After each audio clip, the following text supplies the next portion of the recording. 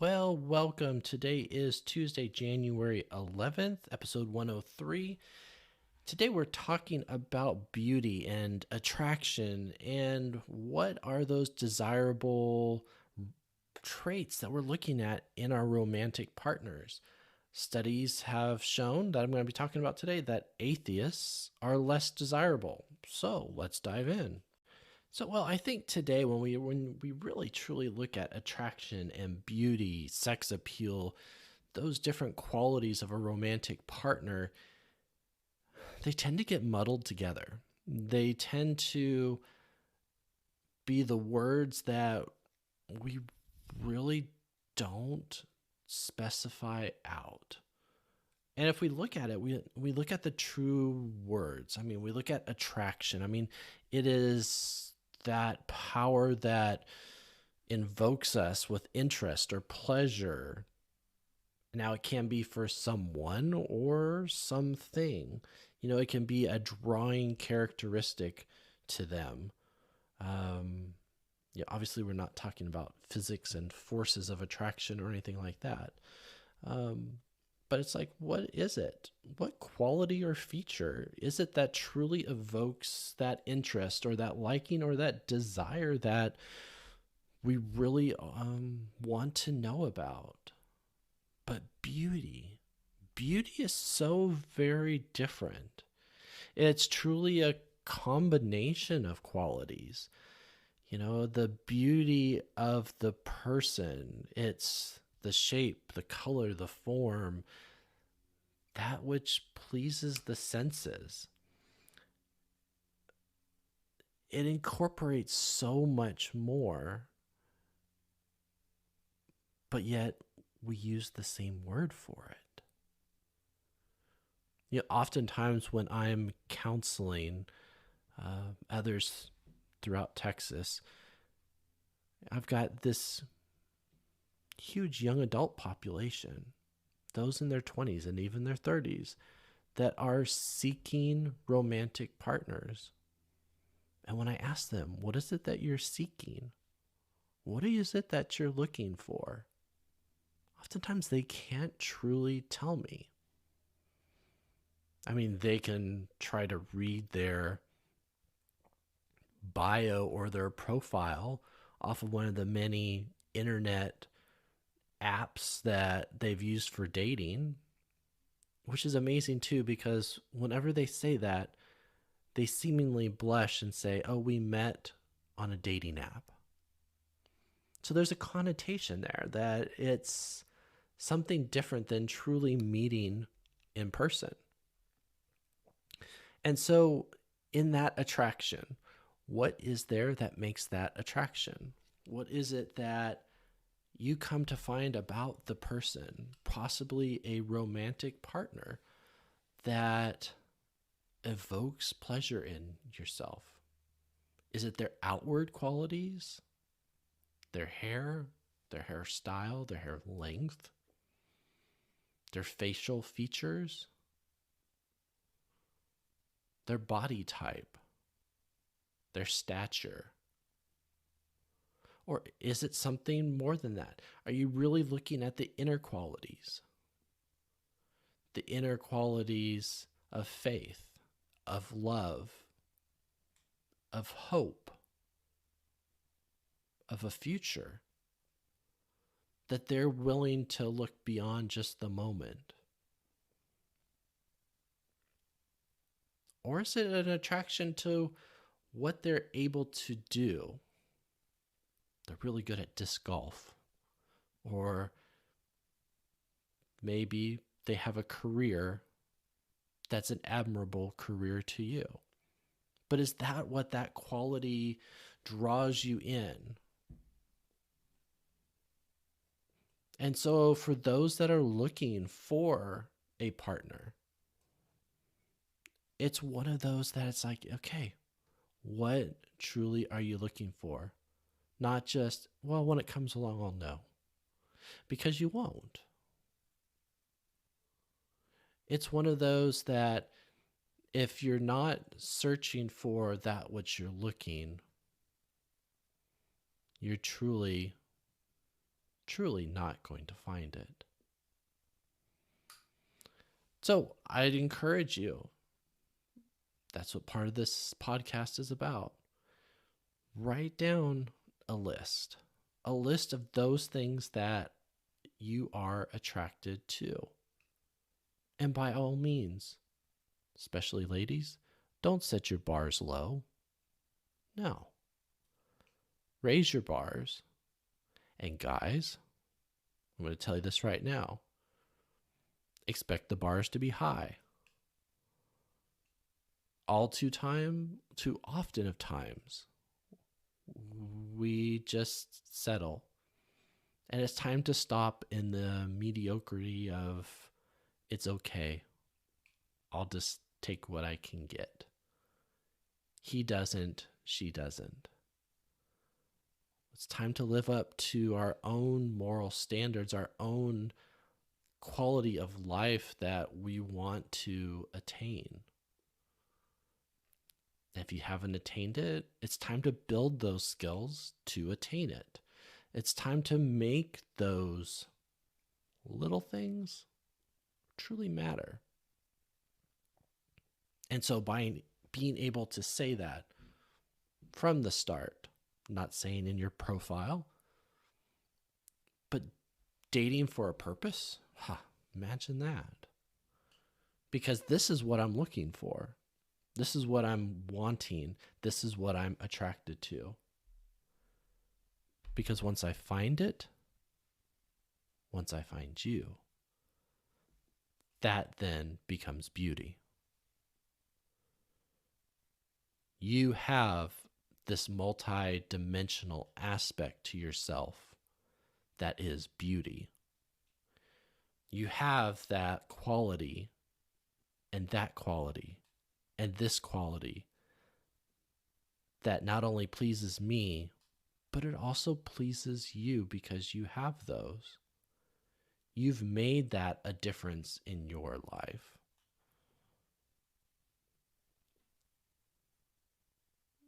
And so today, we're going to jump into a study that truly talks about that attraction.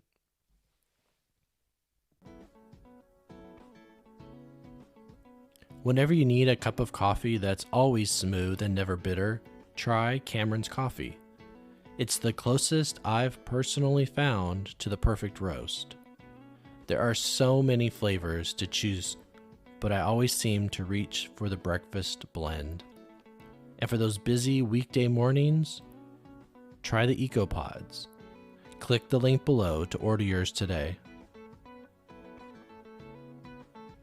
Okay, so let's jump into this headline. This came from SciPost on December 3rd, 2021. And the headline reads, Atheists are viewed as less desirable romantic partners. Now, before you get your feathers ruffled, I want you to listen to the whole study and realize what the component of this is.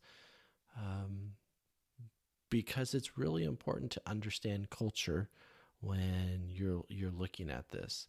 So this article then comes out of the Journal of Social and Personal Relationships, originally December 3rd, 2021.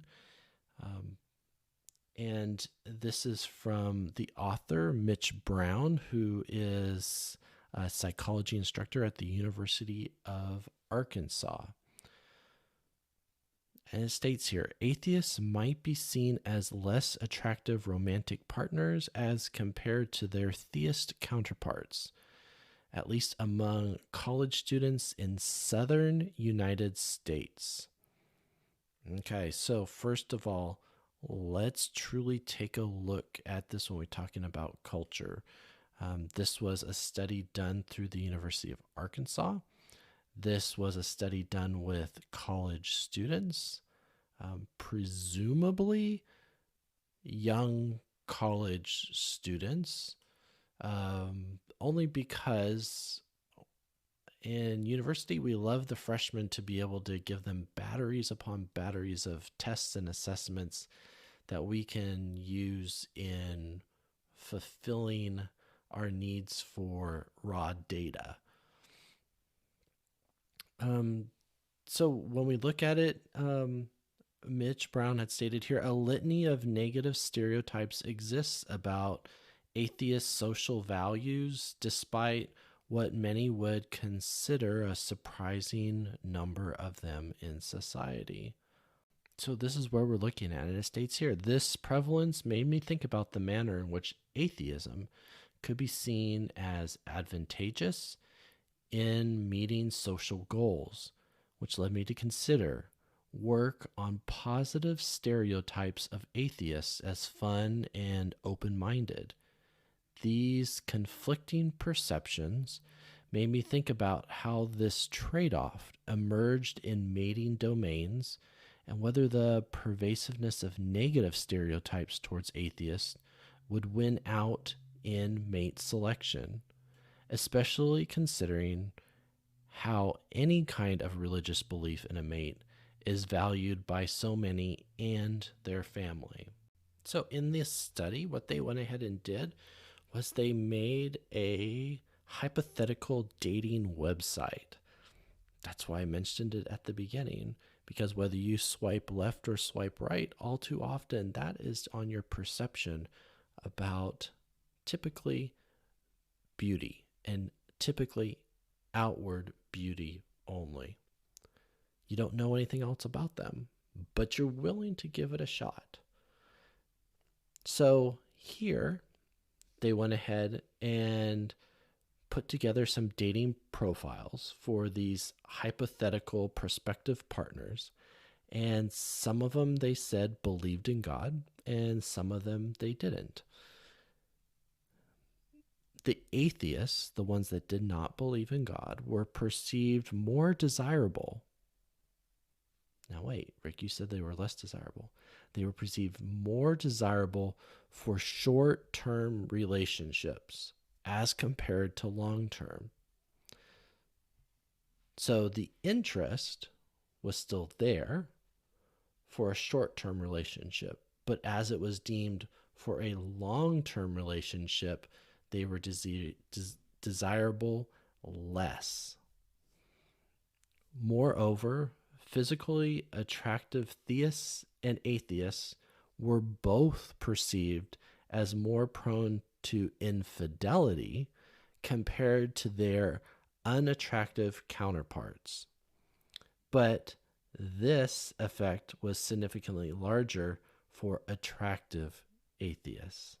Now, the results here, they are in line with previous research, which found that non-religious people are less likely to be viewed as trustworthy, as a faithful romantic partner, or even as a dedicated parent.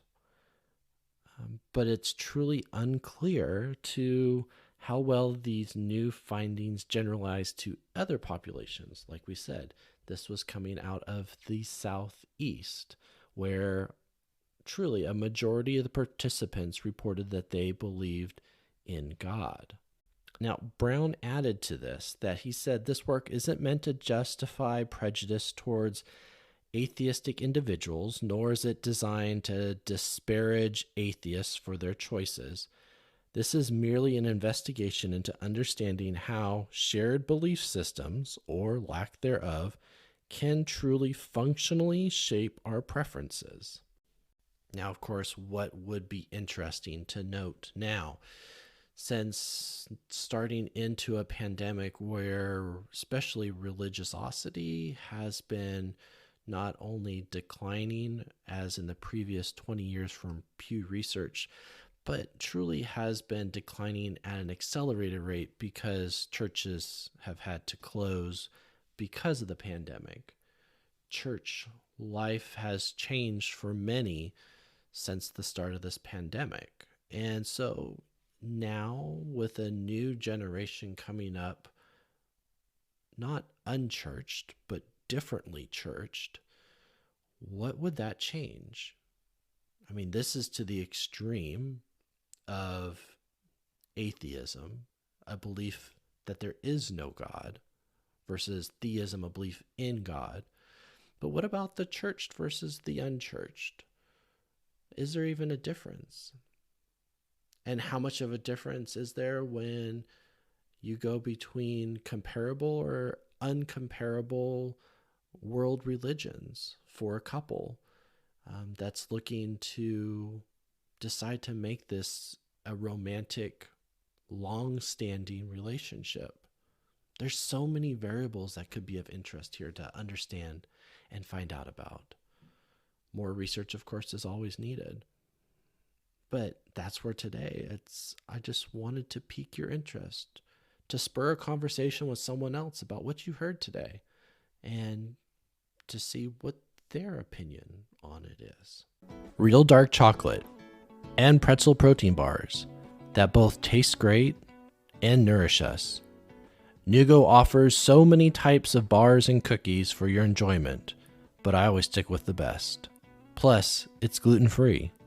Click the link below to order yours today. This research comes from scipost.org. It was posted up December 9th, 2021. Face masks impair people's ability to accurately classify emotional expressions. And from this headline, you might say, well, obviously, Rick.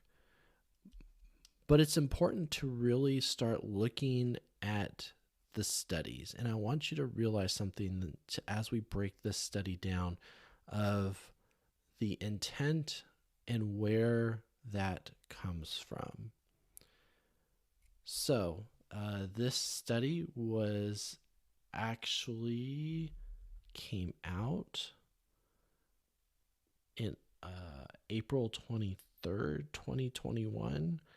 And the research started before January the 5th, because that's when it was submitted for review, 2021. So this is very early in the pandemic. This is the end part of 2020.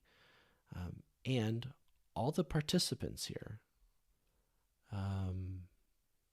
this was done in Germany, and a very different vibe was being felt in Western Europe, let alone Germany, at that time when it comes to face mask perception. I think it's more accepted and more readily permissible when you look at the Asian cultures and use of face masks and use and show of emotions. I can remember growing up in California, and we had a sweet neighbor. She was South Korean, but whenever she laughed, she would always cover her mouth. She never showed her full face or her mouth when she laughed. It was just something that culturally was not accepted. And so for years upon years, using face masks, whether it's been for pollution or for safety health, has been a lot more accepted in the Asian countries and communities. Now, contrast that with Germany, a very different society. And so having these imposed face mask ordinances gives a very different perception to what people have always been able to see. They've always been able to see their nose crinkle, their lips curl, their smile on their face, their chin rise or fall as they talk. Even those micro expressions that we pick up innately to know about human perception, human linguistics. And so as we're looking through the study, I just want you to keep that in mind. Where and when this study was actually done. So they were interested in, given that face masks cover a large part of the face, that they wondered what would it have on our ability to recognize emotions and also on social interactions. So there was 191 in this population for the study. I think they were shooting for 200, so they almost got that for their end population. And these were German adults that completed this emotion recognition task.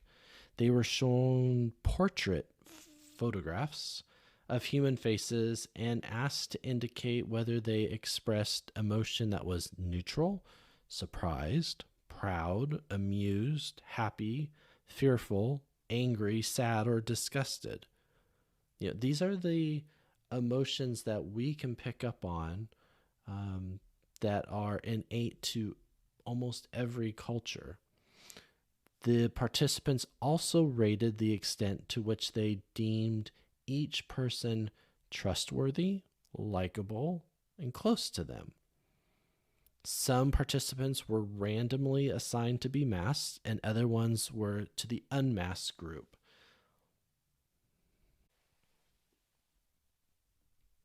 Now, of course, their findings held true. The emotional recognition accuracy, it dropped from 69.9% in the unmasked condition to 48.9% in the masked conditions, showing that it's harder for us to accurately detect other people's emotions.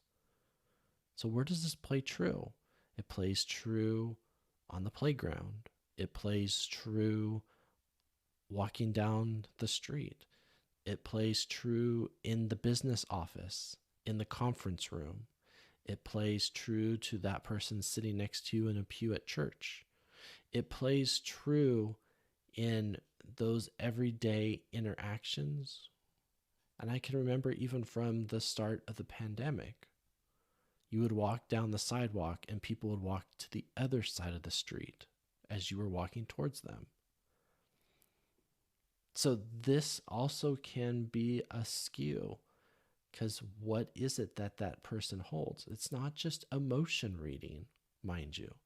It is also that pandemic reading that we were entrenched with in early 2021, not knowing how to read another because they might be infected.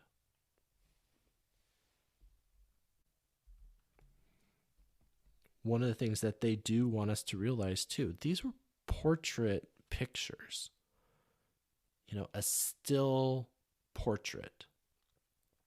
We don't live in a still portrait society. We are actively examining, looking, having motions, not just still portraits. So as a person walks, talks, changes, shifts their position in their seat, emotional expression changes. Unless you're an expert, Dr. Elkman's micro expressions, you're not going to pick up on many of these outside in the real world to have true, realistic emotional expressions. Now, even though face masks may negatively impact our social interactions by reducing emotional recognition accuracy and perceptions of closeness and their value and usefulness, they need to be truly evaluated in today's society and how much different it has become.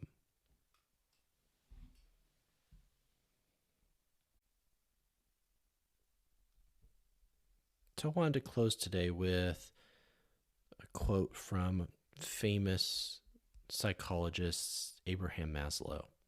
He said, "If you deliberately plan on being less than you are capable of being, then I warn you that you'll be unhappy for the rest of your life." Think about that. Peace.